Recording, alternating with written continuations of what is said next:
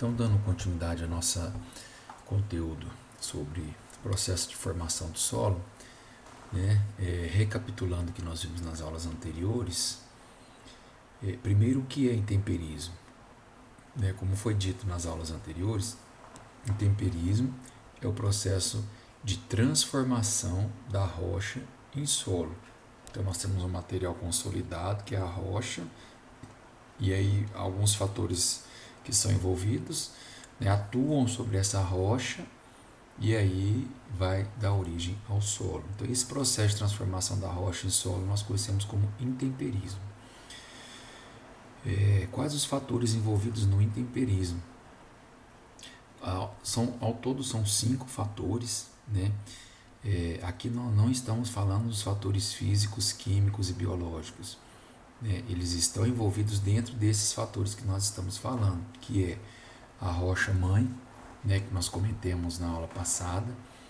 Então nós temos 3 tipos de rocha, que é a rocha ígnea ou magmática, a rocha sedimentar e a rocha metamórfica. Então a rocha é o material de origem, é um fator envolvido. Tá? Se mais consolidado, mais duro o material, mais resistência vai oferecer ao surgimento de um novo solo. Um fator rocha ou material de origem.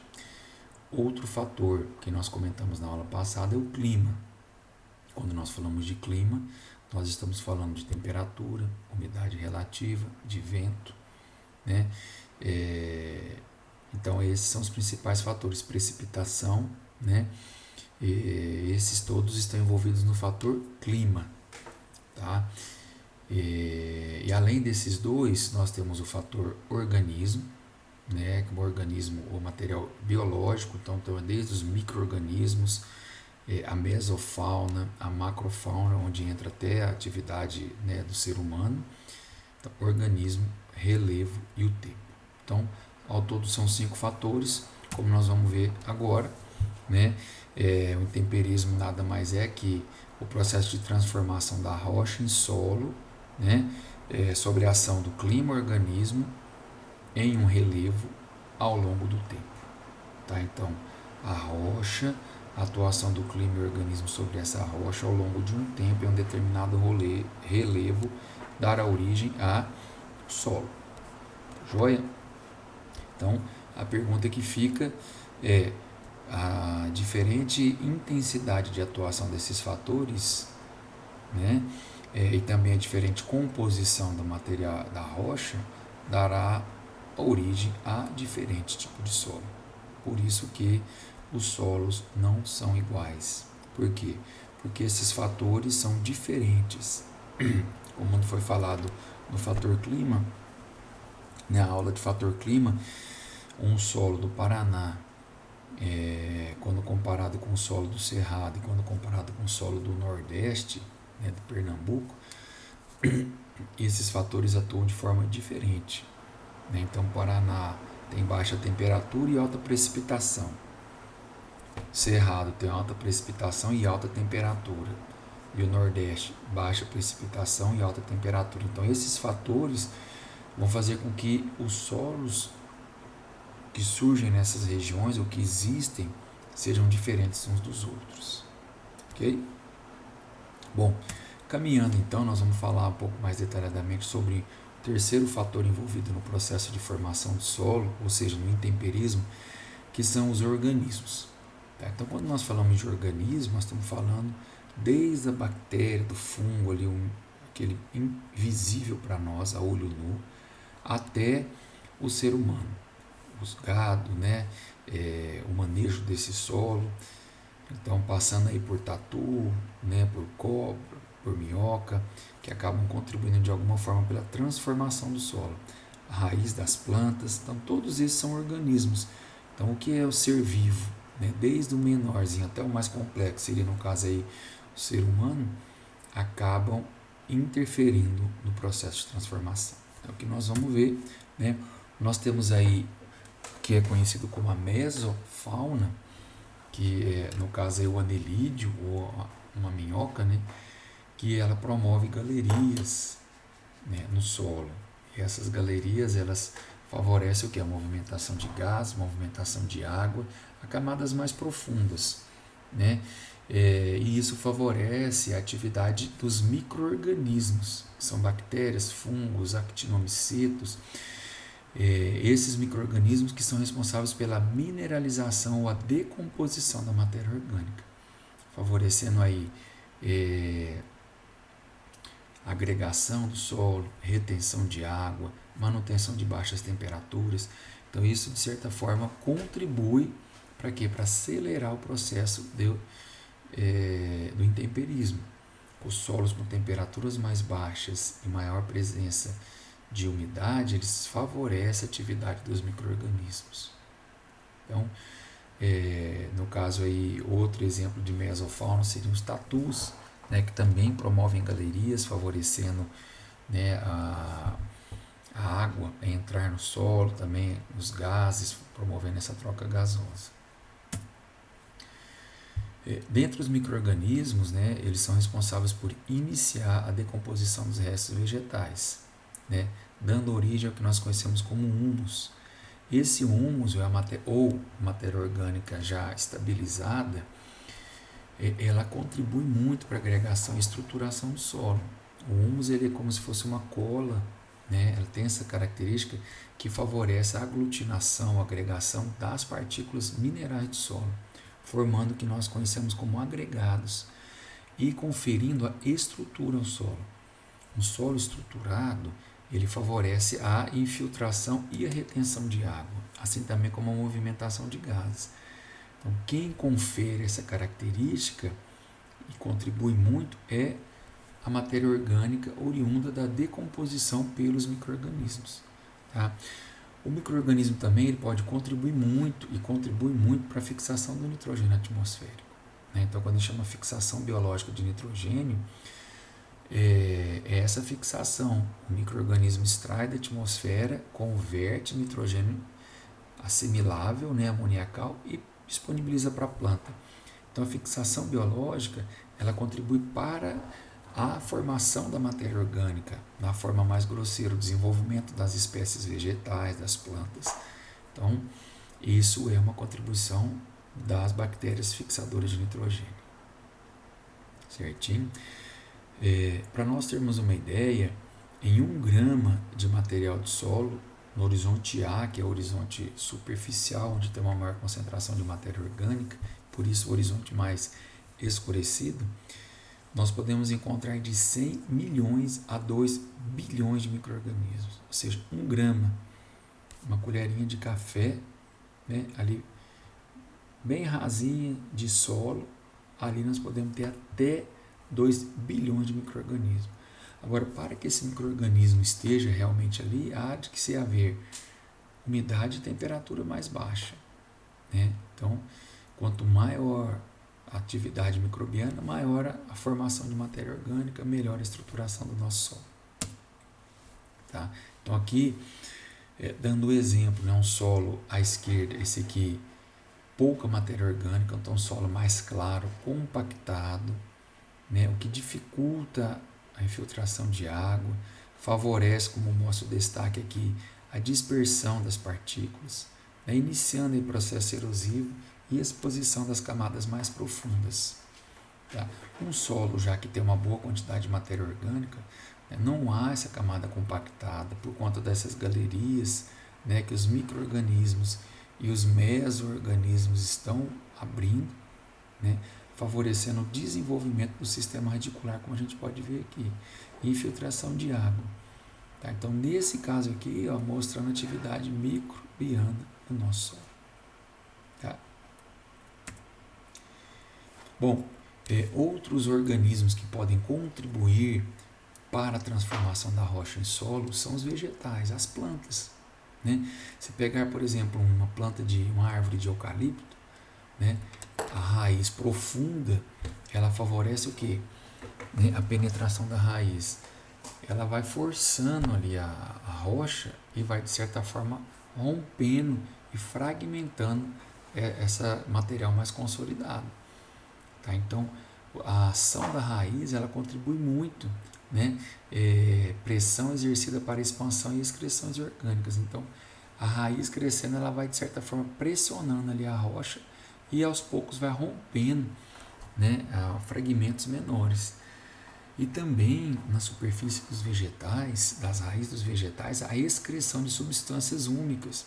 São substâncias orgânicas que têm uma certa acidez, e essa acidez vai contribuindo para, né, que ocorra ali o intemperismo através de reações químicas desses exudatos ou essas excreções em contato com a rocha.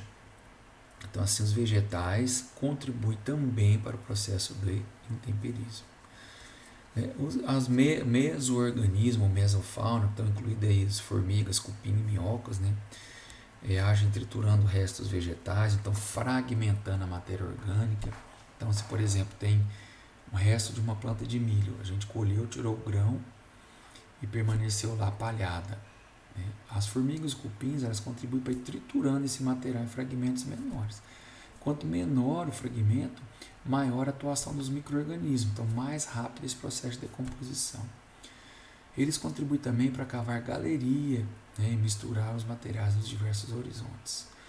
Suas carcaças, né, ou seja, o seu corpo, porque, por exemplo, cupim e formiga, eles trocam, né, o exoesqueleto, eles trocam, deixa aquela carcaça e, né, desenvolve uma nova. Então, essa carcaça, os resíduos, contribuem para a formação de humus e também dos agregados. Então, também dentro dos organismos, né? Então, nós temos a microfauna, que auxilia aí no processo de formação da matéria orgânica, os vegetais e a mesofauna. E dentro do organismo nós temos também a ação do homem, né? Então, tem um exemplo aí da imagem, o uso intensivo de implementos agrícolas, pulverizando esse solo, rompendo a estrutura do solo, né, rompendo aqueles canais, né, que permitiriam a infiltração de água e movimentação de gás. Então, através, né, do manejo, né, tanto para preservar quanto um manejo intensivo que pode até contribuir para a degradação desse solo, né? Então, o homem, né, através do uso de máquinas, pode contribuir para a remoção da cobertura natural. Então, nós temos lá uma mata, né, virgem, natural, nós podemos desmatar, queimar. Todo esse processo nós vamos contribuindo para acelerar o processo de transformação do solo. Tá? O revolvimento do horizonte A, adição de corretivos e fertilizantes, irrigação, resíduos urbanos. Então, o homem pode acelerar o processo de formação e também pode interromper através do processo de erosão. O solo está lá em formação, o manejo inadequado, nós podemos contribuir para o processo de erosão se intensifique, né? E aquela rocha, que é o material de origem que estava aí a 2, 3 metros de profundidade, ele pode vir a ser exposto, né? Então, esses são os fatores organismo, né? Que vai desde o micro-organismo até a atuação do homem, tá? Que pode também contribuir. Então, lembrando aqui as etapas de processo de formação, né? Do solo, nós temos a rocha, temos os solos mais jovens, à medida que os fatores do intemperismo vão agindo, nós vamos tendo solos mais profundos.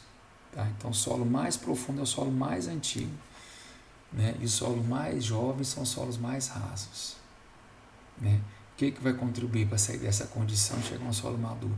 Os fatores do intemperismo. Tá? Deixando os solos mais profundos. Bom, outro fator que contribui, talvez não de forma tão intensa quanto o clima e o organismo, é o relevo. Tá? O relevo da paisagem. Então, o recorte, né, do solo em determinada paisagem. Bom, o relevo ele pode interferir diretamente na dinâmica da água. Então, se eu tenho, por exemplo, um solo que ele é mais acidentado, assim, por exemplo, né, dificulta a infiltração da água. Favorece o que? O escorrimento superficial. Se favorece o escorrimento, dependendo desse declive, né, e dependendo do manejo do solo, pode favorecer a perda de solo e a exposição da rocha que vem abaixo. Então, Agora, se eu tenho um solo que o relevo ele já é plano, favorece o quê? Infiltração de água e não favorece o escorrimento superficial. Então, favorece o aprofundamento do solo. Um relevo menos acidentado. Já um solo de relevo mais acidentado favorece o quê? Perda de solo. Ok? Indiretamente, o relevo ele interfere na incidência diferenciada de radiação solar. Né? Então, por exemplo, se eu tenho um relevo acidentado, assim, e que está a face leste, né, e o Sol está aqui, o que vai acontecer? Aqui ele vai pegar a incidência solar da manhã.